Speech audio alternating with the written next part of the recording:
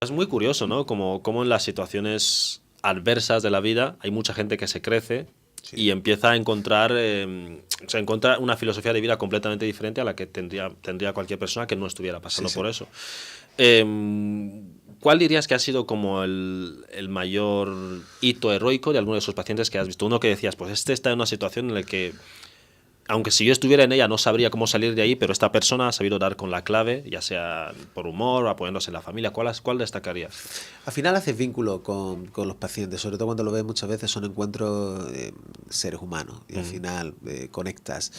No podría concretarte en uno, si son muchos pacientes. Claro, 6.000 al año. 6.000 al año. Pero por ejemplo, yo recuerdo una situación de ELA donde la paciente era una deportista de élite, al final solo se comunicaba con un dispositivo que con unas gafas puedes escribir en el ordenador y yo le anticipaba aspectos de la enfermedad y ella me lo mandaba por WhatsApp, pero...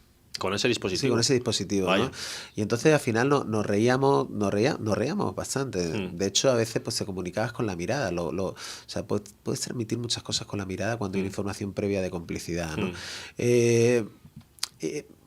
Luchó mucho, lamentablemente no sabemos curar la ELA, esperemos que los próximos años vengan tratamientos que puedan modificar la enfermedad, pero en ese caso yo cuando encuentro un paciente con ELA pues hago un vínculo especial. Pero por ejemplo, en pacientes con ictus que hacemos milagros, auténticos milagros en neurología, patología neurológica. Gente que viene hemipléjica con un ictus, haces un tratamiento adecuado y es levántate y anda.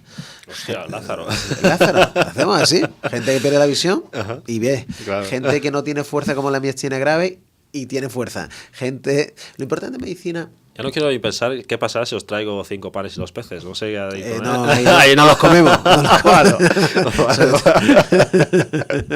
No, pero bueno, no te quiero decir. En neurología muchas veces es muy importante diagnosticar, saber qué está pasando, saber qué no está pasando y cuál es el tratamiento adecuado, ¿no?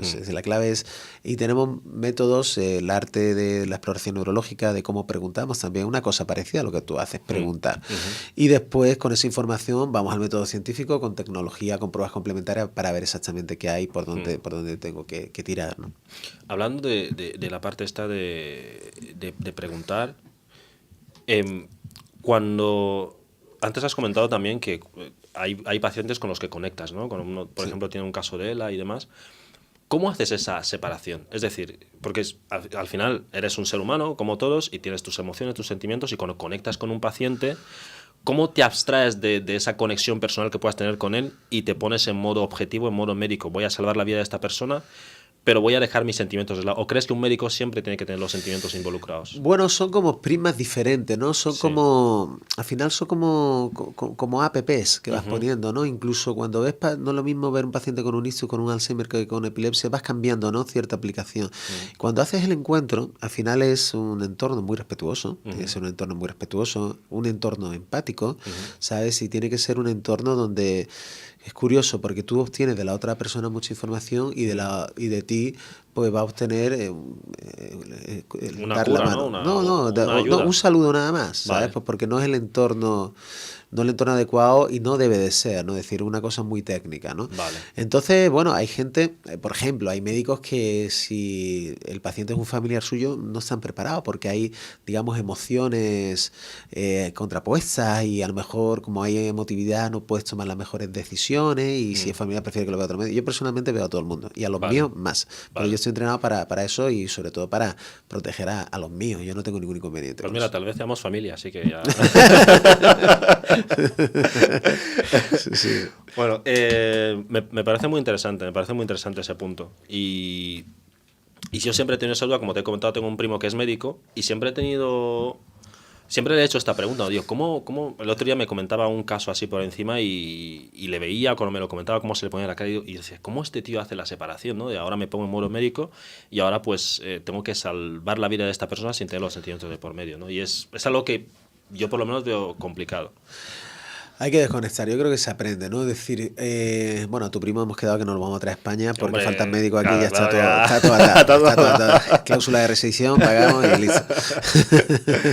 No, hombre, sobre todo esto sucede yo que he hecho muchas guardias de 24 horas Ujú. y ahora políticamente se va a quitar, no es una cosa buena hacer 24 horas seguidas trabajando porque estás cansado, no tomas las mejores Sí. decisiones. Ahí sí te agota y te llevas mucha inercia, mucho eco de lo que has vivido, ¿no? al trabajo. Cuando estás en una consulta, al final es como hace Rafa Nadal cuando pierde una bola. A veces tengo que ir a por el siguiente, tengo que ir por el siguiente y no tengo que estar pensando en lo anterior, ¿no? Tienes que tener capacidad resolutiva. Hay a veces que las enfermedades son muy traicioneras y en una primera entrevista no necesitas ver varias veces a ver cómo evoluciona el paciente y ya está. Y después, con la mayor de las honestidades, pues si el paciente tiene enfermedad de Alzheimer, se lo tienes que decir, Claro. comunicamos la verdad. O si el paciente tiene una ELA y hay un proceso de transmisión de la información y de exploración de cuáles son sus sentimientos, cuáles son el plan de actuación y de apoyo, ¿no? Tienen que el paciente tiene que ver que el médico pues entiende su caso, está con él, técnicamente es apto para seguir el procedimiento y ya está. Y básicamente, fíjate, si tú preguntas a la población qué espera de cómo definiría un buen médico, pues sería...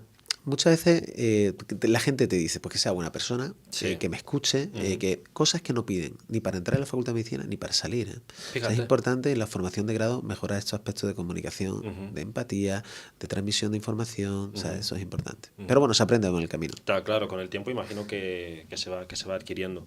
Bien, me gustaría seguir profundizando en este tema de los pacientes. Es evidente que un paciente que tiene un grupo social más activo, muchos amigos, familia y tal, cuando está pasando por una situación difícil, tiene ese grupo donde apoyarse, más allá del médico. Pero un paciente que está solo, ¿cómo se gestiona eso? ¿Qué papel tiene el médico ahí? ¿O qué se le recomienda? ¿Cómo se le recomienda gestionar su caso cuando realmente no tiene nadie más en quien apoyarse? Bueno, a veces, fíjate, en muchos casos, cuando hay enfermedad con síntomas depresivos asociados, uno puede pensar, y los grupos sociales pueden pensar, que la alegría es el antídoto de la tristeza. Y no es así. No es así. La alegría no es el antídoto de la tristeza. El antídoto de la tristeza es la tranquilidad. Y la tranquilidad es estar en un espacio donde tú puedas, ¿no? Es decir, yo estoy triste, me llevan mis amigos de fiesta y me siento más triste y frustrado, porque además te lo está pasando bien, no me siento bien. Hay que tener cuidado con eso. Entonces, bueno, hay cierta variabilidad en los perfiles de personalidad. Hay gente que quiere estar tranquilo, que tenga pocas amistades o que necesita un grupo social porque hay un club de no sé qué y puntualmente socializa, pero el resto tranquilo. Ahí uno no puede decir qué es mejor y qué es peor. A lo mejor el que está tranquilo con su gato es más feliz que yo, que puedo estar con 20 amigos de copa, ¿sabes? Es verdad. Entonces, lo que sirve para uno no se puede a veces copiar y pegar.